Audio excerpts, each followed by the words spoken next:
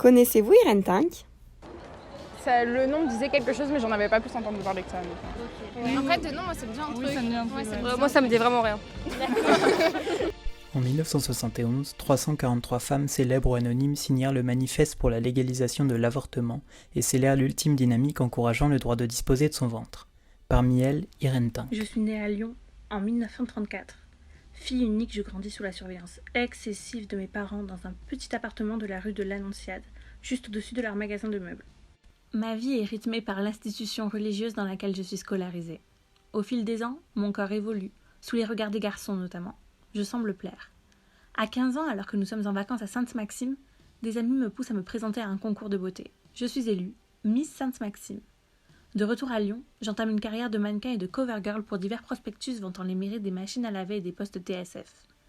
Je suis très courtisée. Et voyez-vous, je succombe au charme d'un jeune étudiant en médecine et je tombe enceinte. Que faire? Je prends mon courage à deux mains et me rends chez une faiseuse d'ange. Cette sonde aspirera le contenu utérin, me dit-elle. Ça y est, j'ai avorté. Et par là même s'envole toute possibilité future d'être mère. Heureusement, mes parents n'en savent rien.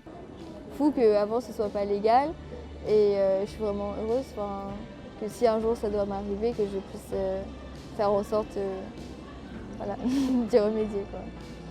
Si, je pense que c'est très important que les femmes aient le droit à l'avortement et que ça devrait être un droit fondamental partout et que ça devrait même pas se poser, on ne devrait même pas se poser la question si est-ce qu'on donne le droit aux femmes d'avorter. Enfin, c'est leur corps, celles qui ont un bébé qui pousse dans leur ventre. Et puis, c'est les images qu'on montre contre l'avortement, ça ressemble pas à ça, un bébé qu'on avorte, ça ressemble pas à un vrai bébé tout mignon, c'est un tas de cellules. Concerne par exemple les femmes qui n'auraient pas forcément les moyens de s'occuper d'un enfant, de l'élever, ou même dans des cas d'inceste ou de viol, je trouve que ne pas avoir le droit à l'avortement, c'est juste ridicule. Pour mes 18 ans, mes parents m'offrent une jolie petite voiture grâce à laquelle je pars en vacances à Juan-les-Pins. Là-bas, je suis élue Miss Côte d'Azur et la consécration arrive un an plus tard, en 1954.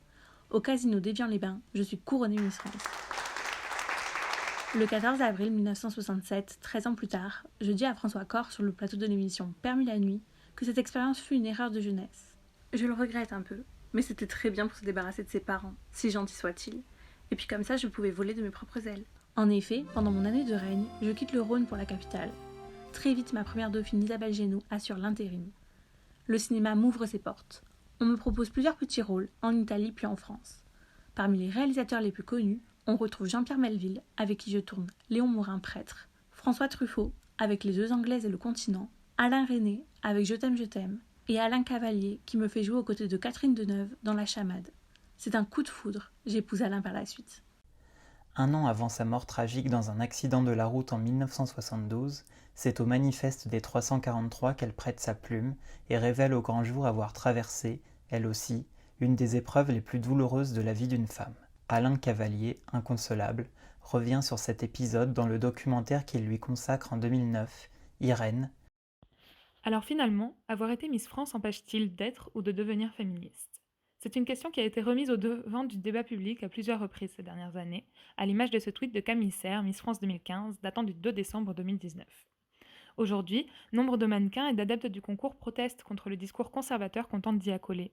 Le mouvement Pop Feminism résout cette apparente contradiction en trouvant dans le choix du mannequinat un moyen d'empowerment par la réappropriation du corps. Une idée d'autant plus valorisée dans une culture fortement marquée par les revendications féministes intersectionnelles et pluriformes qui ont suivi le mouvement MeToo en 2017. Honnêtement, je pense que c'est pas forcément un mauvais concours. Enfin, je vois pourquoi on peut le critiquer par rapport au féminisme, etc. Et que ça peut être un peu une objectification du coup de la femme, comme seul du coup point fort d'être belle et d'être jolie avec des talons et un maillot de bain. Mais je trouve qu'il y a aussi que ça a été vachement en fait critiqué justement pour critiquer une fille parce que si elle est jolie avec un maillot de bain, c'est forcément une cruche. Juger des gens sur leur physique et je trouve ça un peu limite et puis surtout il y a tellement de catégories. Encore ce serait toutes les femmes, tout le monde, ça irait, mais là il y a tellement de critères que je trouve ça vraiment malsain. C'est difficile aujourd'hui en tant que femme de se sentir belle sans se sexualiser parce que constamment dans les médias on nous dit ah il faut se dénuder pour être belle mais si on se couvre on n'est plus femme. Donc vraiment c'est difficile de trouver le juste milieu. Mais dès que je rentre dans le métro, je commence à boutonner et peut-être que je suis un peu parano, mais Ça fait très longtemps que j'ai peur dès qu'on me regarde. Dès qu'un homme me regarde, je commence à avoir des arrière-pensées. Moi, en tout cas, je me verrais pas arriver, tu vois, avec un maxi décolleté où on verrait la moitié de mes seins, tu vois. Aussi essentielle que radicale, la deuxième vague du féminisme tend à exclure les visions non universalistes de l'engagement. Une limite qui peut apporter un autre regard sur la prise de position d'Irène Tinck. Signer le manifeste des 343, c'est aussi résoudre ses contradictions personnelles, en exprimant une évolution et la construction de ses positions tout au long de sa vie, avec humour et trait d'esprit, dans un contexte où les choix et les actions des femmes étaient invariablement jugés, d'autant plus lorsqu'elles étaient médiatisées.